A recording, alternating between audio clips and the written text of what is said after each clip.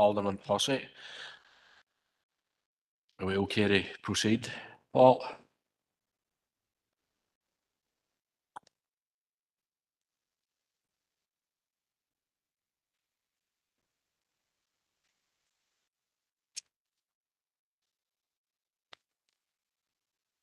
Okay, members, we've got an hour to get through these motions. I'm just glad that we don't have to read them out, or we'll be here all day.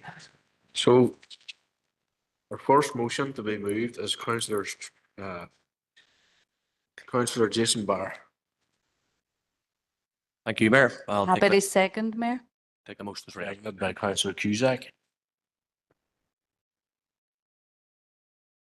Yep, thank you, Councillor Cusack, for seconding this, and thank you, Mayor. I bring this motion that carries not just words, but the weight of trauma, grief, and the voices of families who have been re-traumatised by horrific reality in our modern world. This is the campaign for Kiva's Law. In the aftermath of fatal road collisions, while emergency responders are trying to save lives, others are pulling out their phones to film. Before families are even told their loved one is gone, footage is already online, shared across social media, circulated through Snapchat, WhatsApp, and beyond. And let me be very clear. These are not just videos. They are someone's final moments. They are someone's brother, sister, mother, daughter, father, and son. And families are being forced to witness it in the most horrific public way imaginable.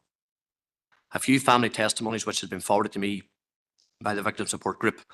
One family, the O'Donnell family, said that on the 8th of December 2012, my 16-year-old daughter, Lisa, and her boyfriend, Kevin, were killed in a car accident.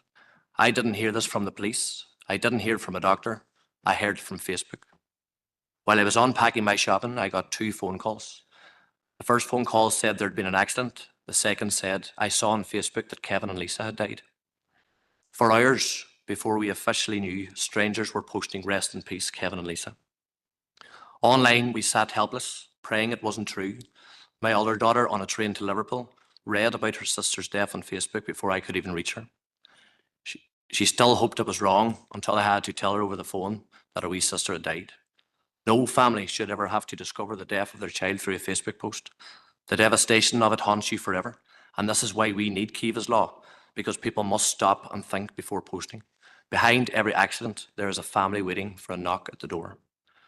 This is not an isolated case. There are local families, or neighbours, or constituents.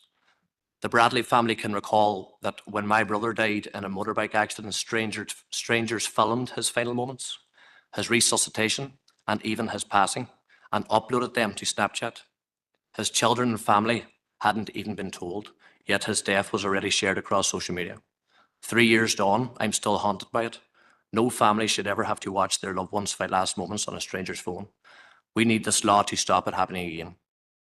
The O'Brien family, excuse me, where this motion originates from, as Kiva O'Brien's mother, Marie, says that no mother should ever have to race against the internet to tell her son that his sister has died. When my daughter was killed on the A5, the police were fighting not just to control the scene, but to hold back Facebook long enough for me to make the call myself. A family's worst moment should belong to them, not the internet. A post can wait, a message can wait, a family's pain will last forever. It's not your story to tell. So why is this law needed? Right now, there is no specific law in Northern Ireland that criminalises the recording or sharing of such content. Kiva's Law would change that. It would make it a criminal offence to record or distribute images of victims at road scenes without consent, share that material before families are officially informed, use that footage for clicks, profit, or media sensationalism, publish crash sites images without clearance from police authorities. This isn't about censorship.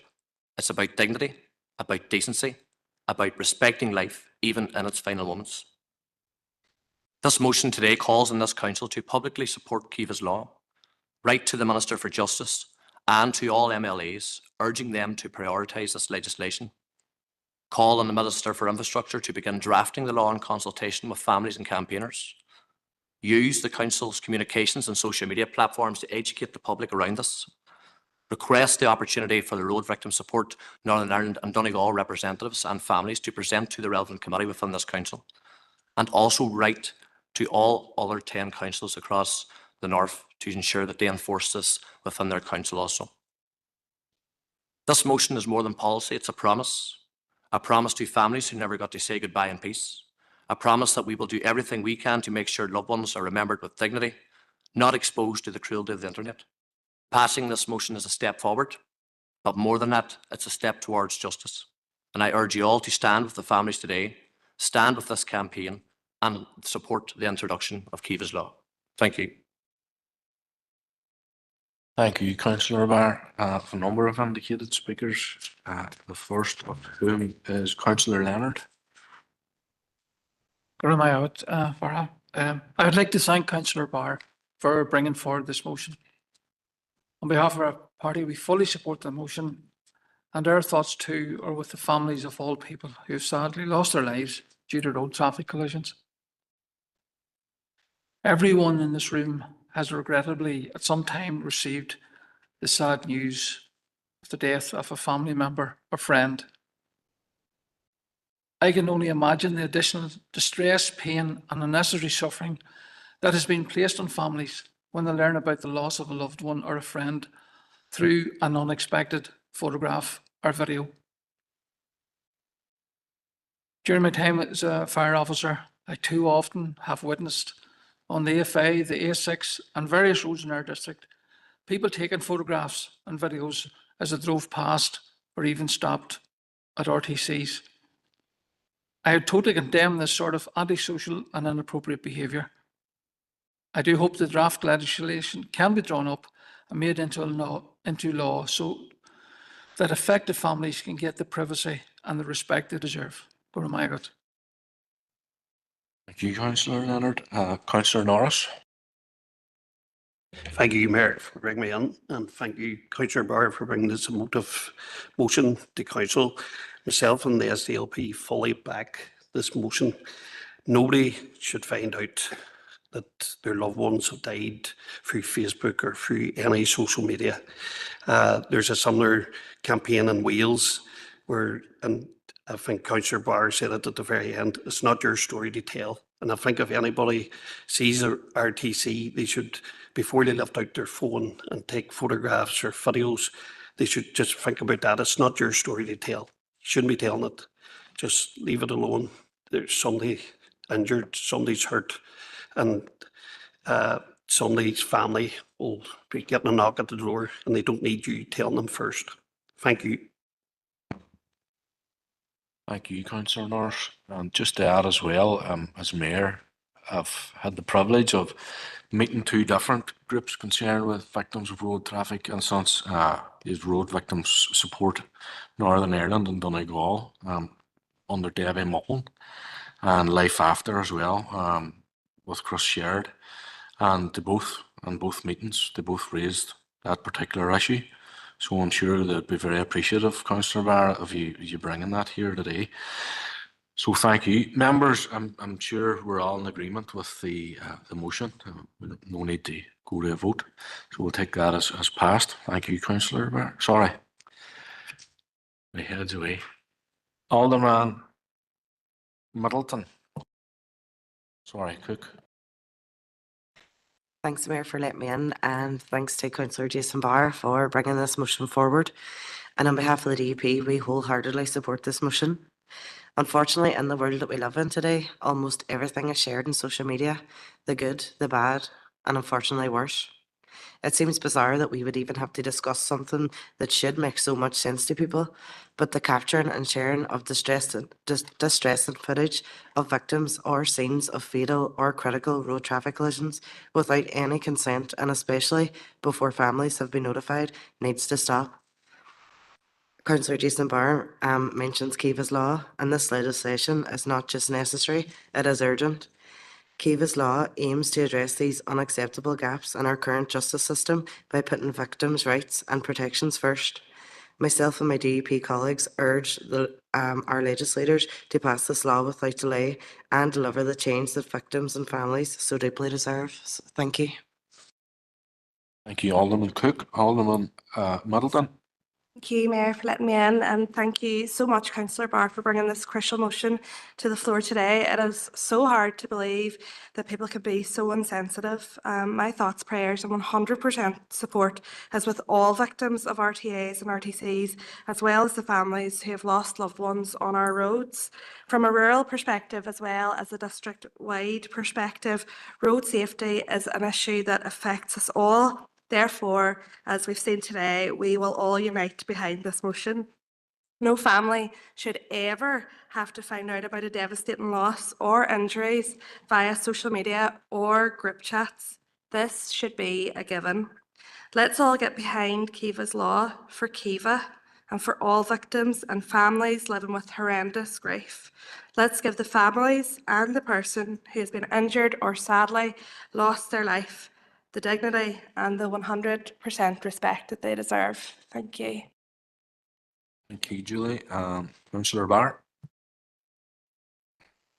Thank you, Mayor. This is a very welcome motion, which I'm sure will receive full backing from Council. Thank you to Jason for bringing it. It's wrong to exploit trauma. There's undoubtedly a growing culture of putting a recording of tragic events before ensuring safety or providing assistance. And as has been outlined, this intrusion on the family's grief is despicable and totally unacceptable. Fully support the motion and the campaign for Kiva's law. Thank you, Mayor. Okay, Councillor Jason Barr. Thank you, Mayor. Just to quickly sum up, okay? Thanks for everybody for their comments. It's great to hear that this will be unanimously supported today. And I would like to pay tribute to Debbie Mullen, as you say, and Marie O'Brien and all the team there at the Road Victim Support Northern Ireland and Donegal for entrusting me to be the first person to present this to a council, and hopefully now that this will be the first step of this campaign becoming a reality. And just as Councillor Deacon Norris did say, and as rightly Marie O'Brien would say, it's not your story to tell. Thank you. Okay, members, I was a bit ahead of myself there, but I think we can now say that that motion has passed. Well done, Councillor Barr. Our next motion then is from Councillors Donnelly, Gallagher, Raymond Barr and Councillor Harkin. Councillor Donnelly, I move it. Seconded by Councillor Gallagher. Chair, this council welcomes the Audit Office report on waste crime published in July 2025 and shares the Comptroller and Auditor General's concern over Stormount's repeated failure to commence Part 3 of the Waste and Contaminated Land Order 1997. Members are concerned that the absence of a contaminated land regime for the 6 counties presents unacceptable risks to our citizens and environment. Therefore, this council will write to the Minister of Agriculture, Environment and Rural Affairs, calling on his department to prioritise the long overdue commencement of this legislation. Furthermore, a letter will be sent to the Chairperson of the Assembly Public Accounts Committee so that it is aware of Council's alarm at the department's inaction and our support for the commencement of Part 3 of the order when the committee scrutinises the Audit Office's highly critical report. Chair, 6 counties has an abysmal reputation as a place where illegal dumping is rife and contaminated lands go unrecorded and are not remediated. The order referred to in the motion, a piece of legislation that is nearly 30 years old, was designed to allow government to deal effectively with land contamination, but Stormount has failed miserably. Despite calls from the Audit Office and the Public Accounts Committee in 2011 for Stormount to commence Part 3 of the order, this important piece of environmental legislation that will protect our citizens and environment is still not in force. Part 3 reinforces the polluter pays principle and provides a legal framework for dealing with historic contamination, including illegal waste sites. Other jurisdictions have had this critical legislation in place for at least 24 years. It commenced in Wales in 2001, Scotland in 2000 and England in 1990. It is frankly a disgrace that the commencement of Part 3 of the Order on Contaminated Land has been ignored for so long by Stormount. The public has a right to know if they are living in proximity to contaminated land and the risks this might pose to their health and well-being. It is acknowledged that once commenced, the legislation will place a burden on this council to inspect our district and identify contaminated lands. As a council, we need to plan for this, but we must not be complicit in the repeated failures and delays of Stormount that could well be placing our citizens and environment at unnecessary risk. Therefore, I ask members to support this motion. Thank you, Councillor Donnelly. Councillor Mooney indicated. Thank you, Mayor, for bringing me in. Thank you to the four councillors here who brought this motion today. When we got it on Friday, I saw the pack. We did a bit of reading over the weekend, but it was obviously, as Councillor Donnelly's outlined, that this legislation is nearly 30 years old, and part 3 of this legislation hasn't commenced yet. And this is the crucial part of the legislation that deals with contaminated land products in this jurisdiction. Looking through the Audit Office report, and I think Councillor Donnelly was reading out part of it there, but on page 15 on executive summary, you can see very clearly in 2 paragraphs what the situation is. In paragraph 16, the last 3 lines, I'll quote, "The department has advised us that using any of these legislative tools creates significant financial risk and requires infrastructure not already available and additional project management resources." Well, quite clearly, the reason that the Audit Office has been given by the department is that there's a reason, is that it's finance and resources. You know, that's a reason, but it can't be held as an excuse for progress in this area. And quite clearly, our view would be in the SDLP group, and that, you know, this part 3 of this section has to be commenced sooner rather than later. It's been nearly 30 years, and obviously with all the issues that have arisen since Moboy, Lough Neagh, and all these environmental disasters that are befalling this jurisdiction, it's about time the Minister brings this forward to Executive and gets this on the table, because it needs to be done. Thank you, Mayor. Thank you to the 4 councillors who brought this. Thank you, Mayor, for letting me in. I have just one wee slight amendment, which has been forwarded and sent to the Shire. Did you get it? It's just in regards to just before furthermore in the middle there at the bottom. It's just reading there. "We further seek the Dairy Minister to implement the 14 recommendations from the Mills report as per the Northern Ireland Audit Office report on waste crime in Northern Ireland." So just as I say, it's been detailed. You have referenced it in your proposal and in the wording of it.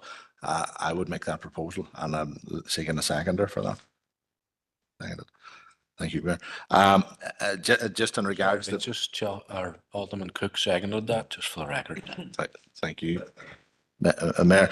In regards to the proposal that has been brought forward, would be in agreement with the 4 proposals there, and it's just in relation to the 14 recommendations in the Mills report are included at the rear end of the Audit Officer's report. And again, section number 13 does specifically reference the Moboy. So it's just really calling for that then. Just include that in the letter that, you know, I know we are seeking to deal with the part 3 of the Waste and Contaminated Land Order from 1997, but just again to reference that the recommendations which are detailed in the Audit Officer's report are also carried forward through the Dairy Minister. And again, it is shocking when you see the report and read through the report. You know, there's so much in it, and the fact that it hasn't been implemented yet, and the work that Darina Carville has done, and the cost. I mean, is the estimated figure of 34 million annually in waste crime. And I mean, we know about that in regards to the Moboy within our own city district, but be that rectifying the environmental and social harm, the tax evasion, and the loss in legitimate business, and the difficulty with it being the punishment doesn't fit the crime, whereby they're estimated here that court fines since 2019 has only been £1 million, whereby the legal disposal cost of the same waste would have cost up to 17 million. So again, Mayor, more than content to support the motion which has, but again, I just feel that wee slight amendment would strengthen it. Thank you very much, Mayor. Thank you, Alderman Kerrigan. Members, the amendment's been proposed in second there. Is there anybody who wishes to speak to the amendment? Are we content enough with the amendment? Nobody raising any issues with it? Okay, so we'll take that as the amendment having been accepted and passed. Which takes us then to Councillor Jackson. I'll be brief, Mayor. Just on behalf of Sinn Féin, we're fully supportive of both the amendment and the substantive motion. We've seen the catastrophic impact of illegal dumping within our own council area, and Moboy has been referenced a few times. It's it is an environmental disaster, and it's going to take a huge, it's going to take huge effort in terms of investment and planning to redress the huge toxic waste, the huge amounts of toxic waste that exists in Maboy. So the outcomes of the results of illegal dumping will impact generations to come. And it's clear that the legislative framework needs to step up. It isn't fit for purpose.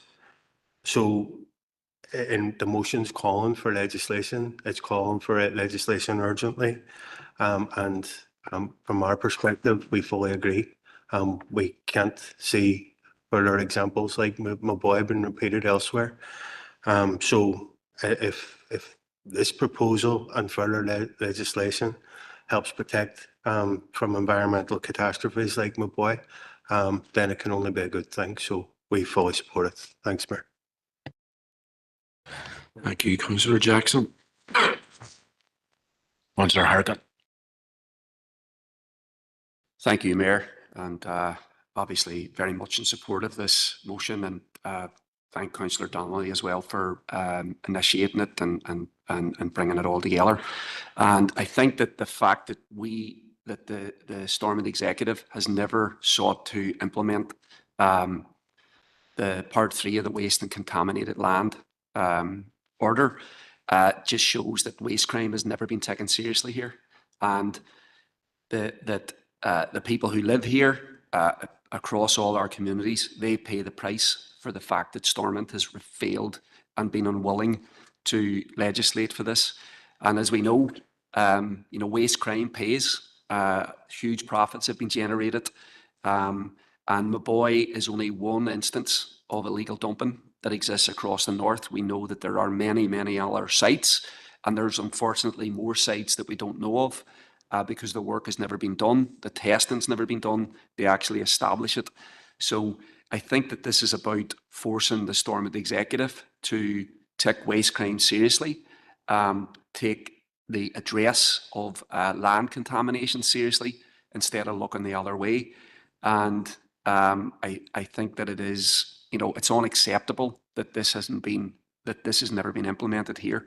That's why Maboy has happened, because it's been clear to people that are willing to kind of engage in illegal dumping on the scale of Maboy that there's no punishment for crime, for waste crime, and there's no regulation of it. So if this actually gets implemented as the motion calls for, I think it can be used by campaigners and others to kind of demand, and enforce the regulations that should be in existence. Thank you. Thank you, Councillor Harkin. Members, no other indicated speakers. Can we take it that it's passed? Yeah. Okay. Chair, can I just go back to Councillor Donnelly for summing up? Chair, this motion came to me through a couple of residents who took me and showed a bit of land that they believed that there was a dump, and there's a stream running through that land that went into a body of water where some water activities were taking place, and there was no map that you could check. And as a result of that, there was other residents in this city who were in a new build and believed that there was a contaminated area beside their home, and they done readings and but it just shows you that if there's a gorse fire, and we don't know if there's a dump there, there's estimated to be several thousand dumps in the 6 counties that aren't recorded. So what's happening in this land? If it goes on fire, is the contaminants being airborne? If there's water going through it, is it running on the waterways? If people are taking topsoil from it, they grow vegetables, are they building play parks on it? And I think it's a very dangerous situation. And the sooner we get a map where we can identify potential contaminated areas, then it'll benefit the people who live in this part of the world. I'd like to thank everybody for supporting the motion. Grandma Ogov. Okay, members, so that motion has passed. Our next motion is from Councillor Jackson to move.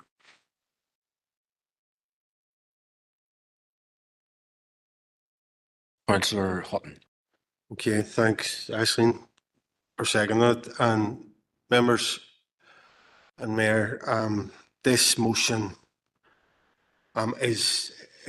it's been brought forward in conjunction with Advice NI. And it's a motion that's been brought to all our councils across the north. And in that context, I'm conscious that there's a lot of work that our council has already undertaken to show the way and show that we value those that are carrying out services on behalf of council. We are, and it was one of the first motions that was brought forward by Councillor Paul Fleming to the new council, that we would be a living wage employer. But there's only 2 councils across the north that actually have that accreditation. We've done a lot. We've made we do pay the living wage, and so there's some of the actions that we've already undertaken. One of the actions of our anti-poverty action plan is they commit to the living wage. But there's further steps we can take in relation to procurement and grant aid. There could be stipulations that any organisations that are in receipt of council funding are paid a national living wage. So there's what we're asking for, and what this motion's asking for, is for a paper to be brought back to build on the work that we've already undertaken and we've already committed to do, and put a timeline in place around when we would move forward towards that accreditation, and show the way in terms of lifting people out of poverty, and encouraging others to do the same. This isn't a race to the bottom. We need people need a fair wage, and council are in a unique position to show the way in relation to do that. So I'll be brief, Mayor. The motion's self-explanatory. The work that this council's already undertaken shows that there's already a commitment to pay the national living wage. So it's just asking they formalise that, bring a paper back around options, and put a time frame in place around accreditation. And given the commitments that council has already taken, I trust that members will endorse the motion that's in front of us. Garmagat. Thank you, Councillor Jackson. And I have next speaking is Councillor Riley. Thanks, Mayor, for bringing me in, and thanks to Councillor Jackson for tabling this here today. As the motion indicates, and as the proposers outlined, it asks for a paper to be brought back, and we welcome that. He also touched on the fact that the anti-poverty network have been involved in this and have been calling for this, and I think it is important that the council adds its voice to the Real Living Wage campaign and take steps towards becoming accredited.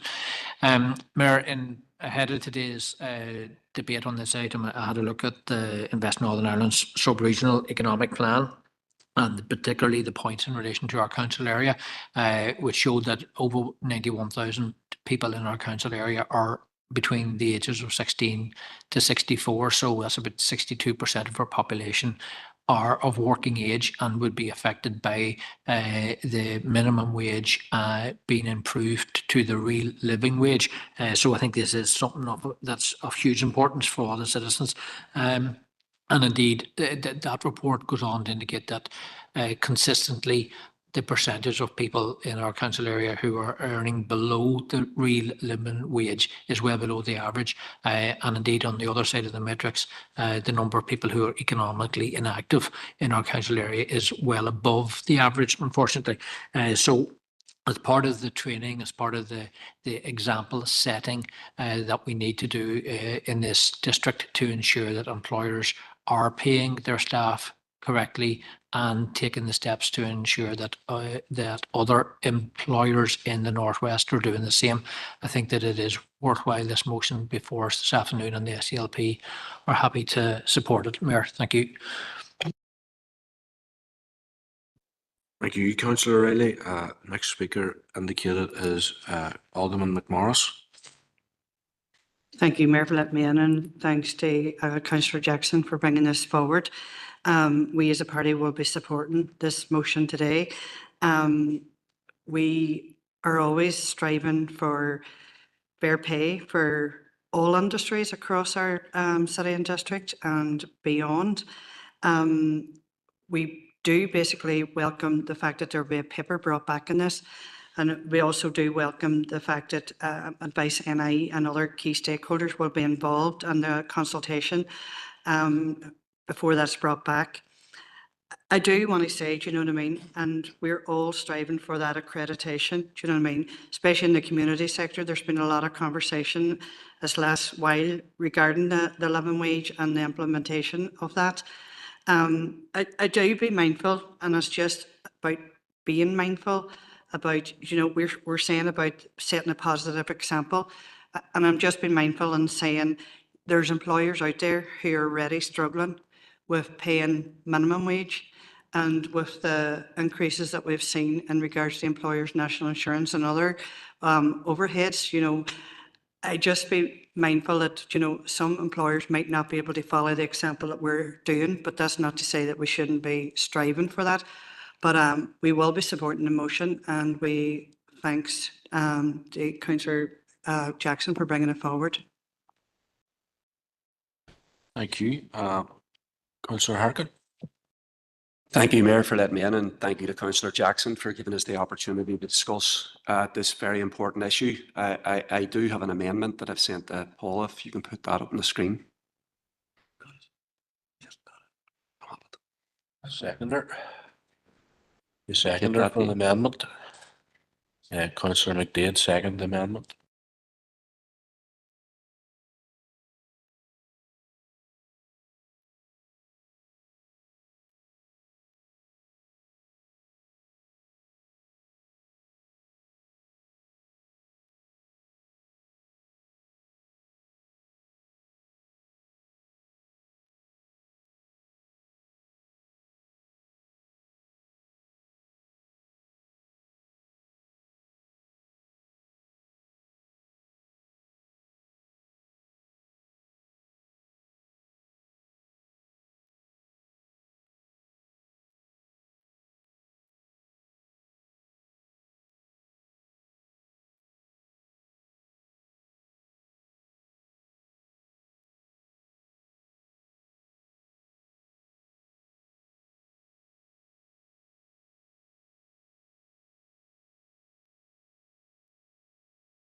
Councillor Harkin, do you want to address, even while we're getting that up, you can still speak. Thank you, Mayor. Yeah, look, I think it's absolutely right that the council become a real living wage employer and seek accreditation. And indeed, this has been one of the proposals that we have in our anti-poverty action plan that we put through the council just this year. And in many ways, this is at the centre of that, because we know that our district is unfortunately a low wage district. Far too many people across our district are paid substandard wages, and the national minimum wage is far too low, and that's why the real living wage exists. But the real living wage in and of itself is just a bare minimum. It's not what we're striving for. We're striving for wages that are much better across the district, and we have far too few employers signed up to the Living Wage Foundation, and far too few across our district that actually support it. So I think that as we've agreed in our anti-poverty action plan, we would promote this and that the council itself would become a real living wage employer. So I want to see that to fruition, and this motion will help us to do that. But we also have to do more, because we also agreed in our anti-poverty action plan that we would become a real living wage district. And to do that, we have to promote and urge employers in all sectors, private, public, and the community sector, to adopt the real living wage, and also to seek accreditation with the Living Wage Foundation. So I think that this is, I think it's meaningful if the council becomes a real living wage employer and goes through all the steps. I think that the proposals that are included in this motion will lead to that. But I also think simultaneously we have to be calling for, we have to have a wider goal across the district. And this is laid out in our anti-poverty action plan. So I don't really think there should be any delay in doing both things simultaneously. I think that we are acting in the best interests of people right across the district who are struggling right now because there's less focus on the cost of living, but everybody knows, you know, inflation is making it very difficult for people to afford their basic necessities. Their rent is going up, unfortunately, in our district area at the highest across the north.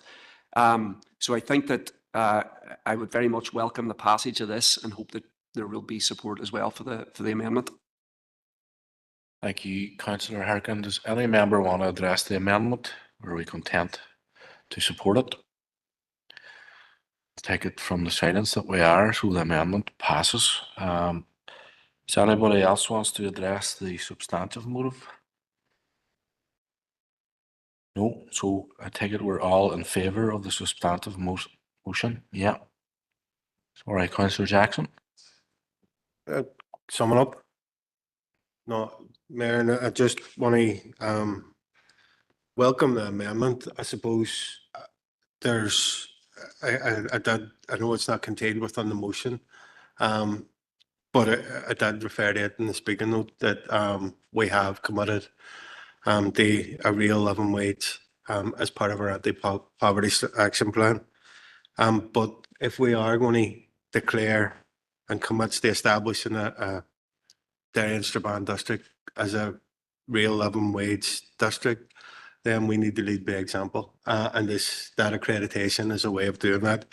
In relation to the comments from Alderman McMorris, I do appreciate that there are businesses that are struggling, employers are struggling, but I did deliberately say, when I was proposing the motion, that this hasn't a race to the bottom.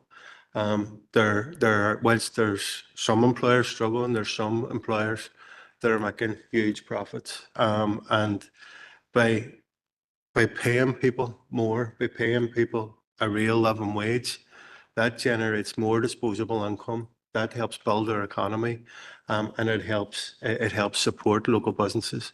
So this is an opportunity for us as a council to do what we can, to lead by example. And I thank everybody for their support. Garamagov. Thank you, Councillor Jackson. So, members, that motion passes, and our final notice of motion is Councillor Harkin. Thank you, Mayor. Can I take the motion as read? Seconder. Councillor Rory Farrell. Thank you, Councillor Barr. Look, there's been a huge growth in the use of the Derry rail line, and that's a positive for us in the district because we want to see rail expanded. That is why we as a council intervened in the All-Ireland Strategic Review on rail services and hope to see as much of that progressed as possible in the coming years. We've pushed on the upgrade of phase 3 of the Derry to Coleraine line and want to see that completed as quickly as possible. And I want to commend Into the West, who have pushed on those issues, but also they have been the organisation that has campaigned for the timetable disparity for west of the band to be addressed. And I think that it's a long-standing issue where there is simply less access to train services for the Derry station, the Waterside station, compared to east of the band. And that includes more services going to Portrush, more services going to Coleraine on a daily basis, including the weekend, including the mornings, and including the evenings. Now, if we address this disparity, we'll actually increase usage of the rail line, which is good because we want to create a positive dynamic for investment on public transport. This will help us to address climate change. It'll also help the affordability for people in terms of being able to use more public transport if those options are there. This isn't the first time that we've talked about the timetable disparity at the council. I think we've passed motions supporting it in the past. We asked back in March for the minister to clarify the costing to address it. TransLink have made it clear now that they think that the timetable issue can be resolved with £1 million. And we had a public transport working group meeting last week that officers were at, many members were at. And TransLink's position is that if they have the funding, they will act immediately to address the timetable imbalance. So I think now we want to put the weight of the council to this and call on the minister to escalate this and to provide the funding for it. We want the infrastructure committee to look at this and if they agree, to act on it. And I think, look, it's already regularly discussed at the public transport working group meetings, but I think instituting it as a standing item until it gets resolved, it will keep our focus on it. So I think that, this investment of £1 million, it will address regional imbalances, regional disparity, regional inequality, but it will be very positive for public transport and very positive for our residents that are using rail in much greater numbers than ever before. So only a positive thing can come from this investment, which is a small amount. So I hope members will support it, and I hope we see action in this in the coming months. Thank you, Councillor Harkin. I have Councillor Farrell indicated next. Yeah, thank you, Chair, and thanks to Councillor Harkin for the proposal. Just going to speak in support of the proposal on behalf of the SDLP. I think everybody agrees that we need faster and more frequent rail services between Derry and Belfast. I'd done a bit of digging on this. TransLink had actually submitted their business case in June of 24, and there was an assembly question answered by the minister in April of this year where she was still considering the business case. So there's been no decision as yet, none that I'm aware of. So it does need funding. It's not right that rail stations east of the Ban have more frequent journeys than rail stations west of the Ban. It goes against this regional balance piece that we're all really, really focused on. So I think we should write to the minister. I think we should write to the committee. The business case needs approved. It needs funded. And until that decision is made, until that timetable is changed, it should be a standing item on the public transport working group, but fully support the proposal. Thank you. Thank you, Rory. Alderman Kerrigan. Thank you very much, Mayor, for allowing me in. I'm maybe not the best one to speak on rail, as it's a right wee while from. I couldn't even tell you when I was last on the train. But in regards to this, I did support and amend a motion there that was brought forward from former Councillor Edwards in regards to trying to this council calling on rail to be continued to ban, continue to loop, continue the loop on up to Portadown line that's existing there. But as I say, there is apologies there in regards from Alderman Wilkinson, who was at the working group there that Councillor Harkin has referred to there, but he's just not able to speak on this motion at this time. But it's not a big ask financially in regards to the figure that's mentioned in number 4 there, just over £1 million there in regards to that.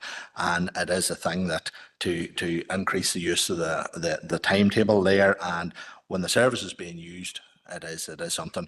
It is obviously from our end, Mayor, as yourself, it's not a thing that's going to be used massively from our end in regards to when we see that Tyrone and Fermanagh have no rail whatsoever.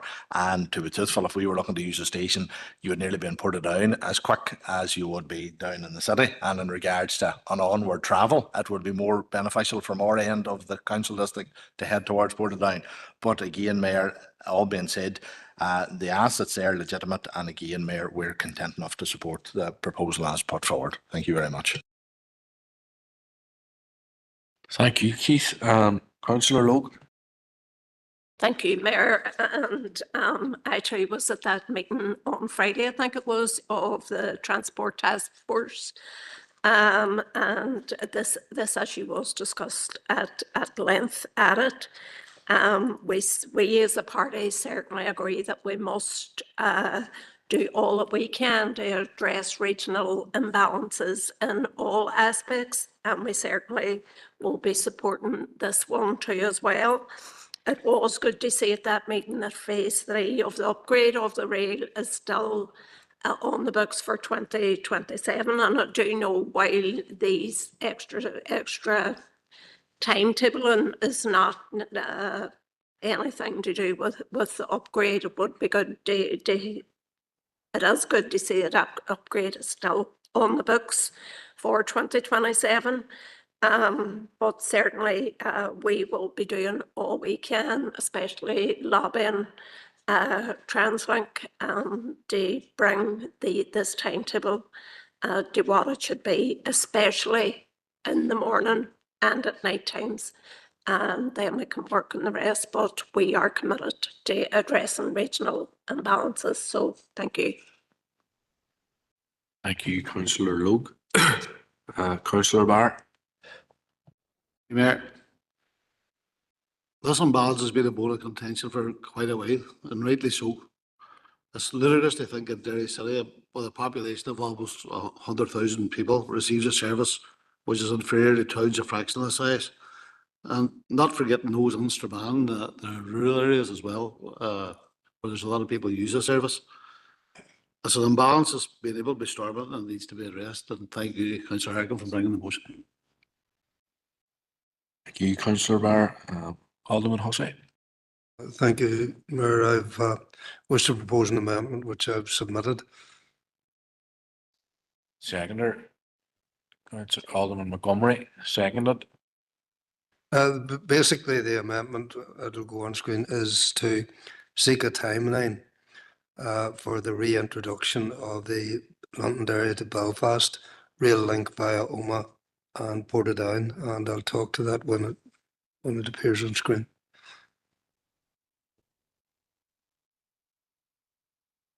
Or do you want me to go ahead? Just wait a second.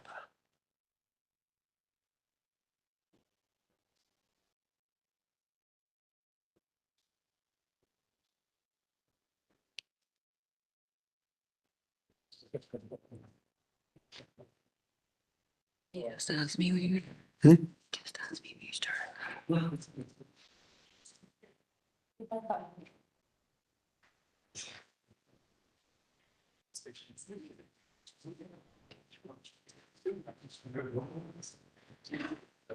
With your permission, Mayor? That's it. Go ahead. Thank you, Mayor. Fully endorse the original motion.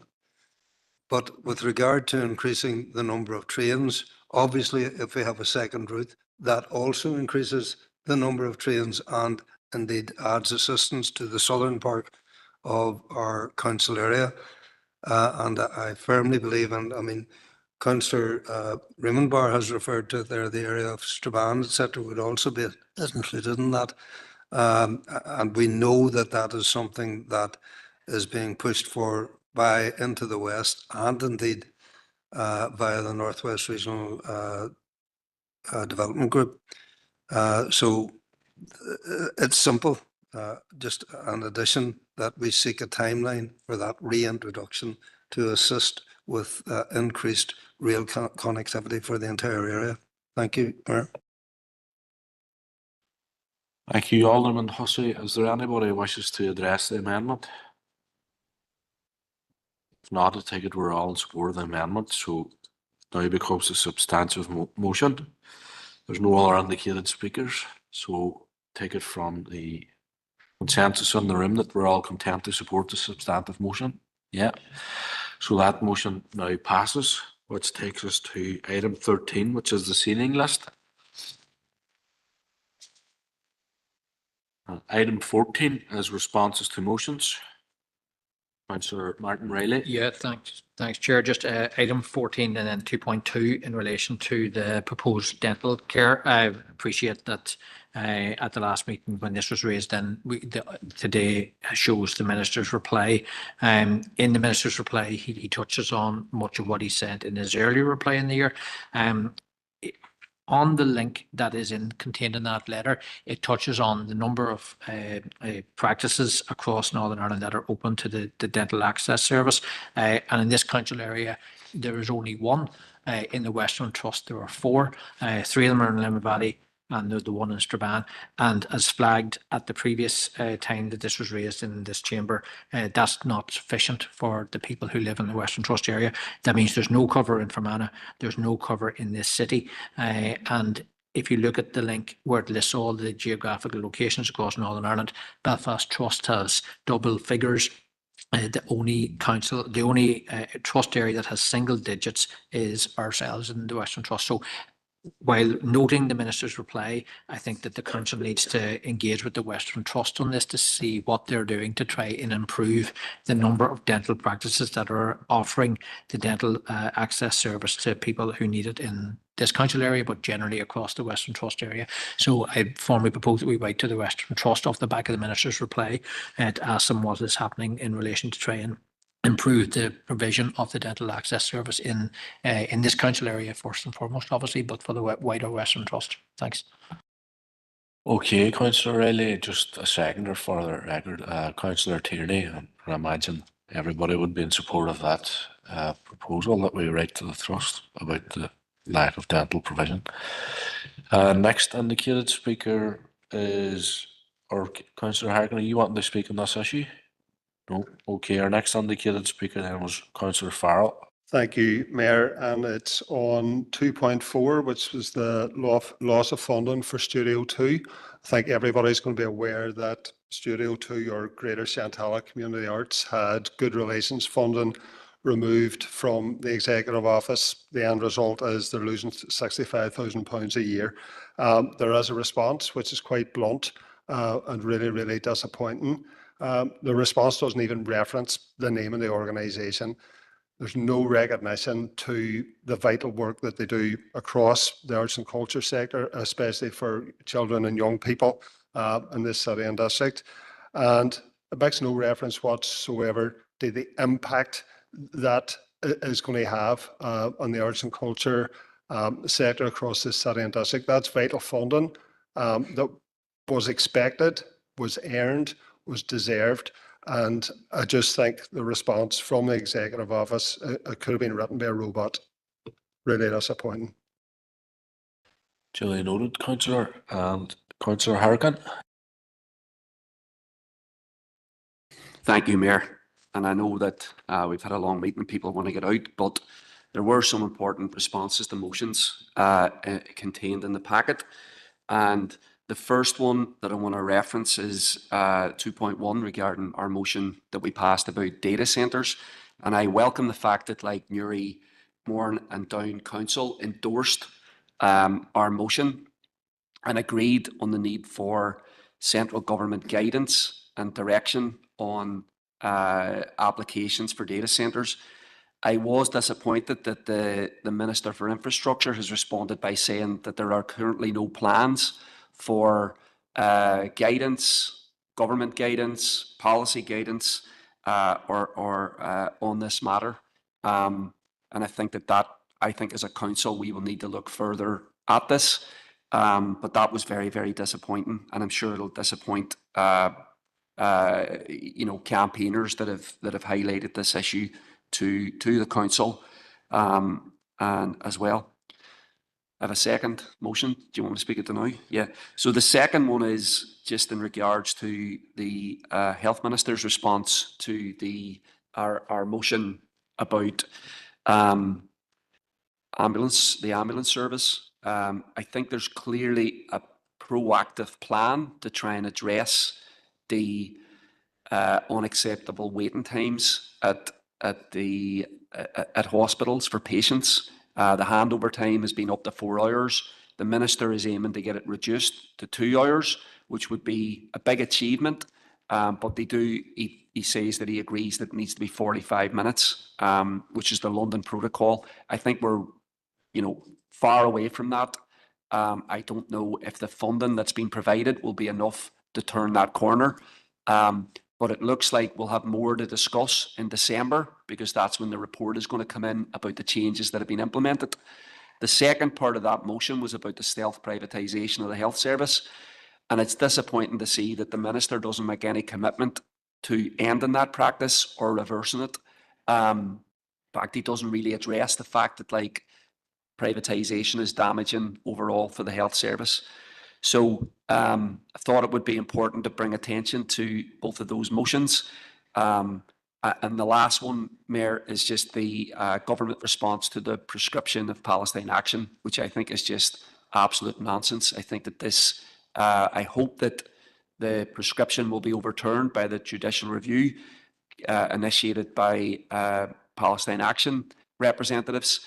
But I think that this attempt to criminalise Palestine solidarity, which is ongoing, demonstrates the lack of commitment that the British state actually has to Palestinian self-determination or ending the genocide. Thank you. Thank you, Councillor Harkin. No other members indicated, which takes us to our final item, AOB. No, well then members will bring that meeting to a close. Thanks for your attendance and safe home.